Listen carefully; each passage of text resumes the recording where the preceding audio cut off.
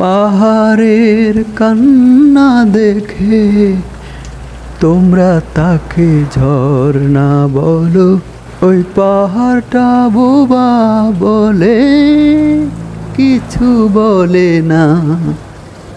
দেখুন বন্ধুরা, বাংলাদেশের অন্যতম পর্যটন নগরী কক্সবাজার সমুদ্র সৈকতের পাশে মেরিন ড্রাইভ রোডে পাহাড়ি ঝর্ণা।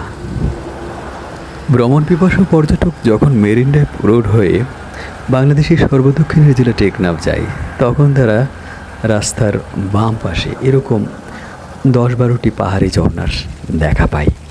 এক পাশে সাগরের উত্তাল ঢেউ, অপর পাশে পাহাড়ের মায়াবী হাতছানি।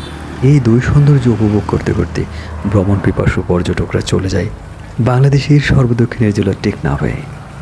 সমুদ্রের লোনা বাতাস, পাহাড়ি ঝর্ণার মিষ্টি জল, বাতাসে সবুজের গন্ধ, একটা অন্যরকম ফিল।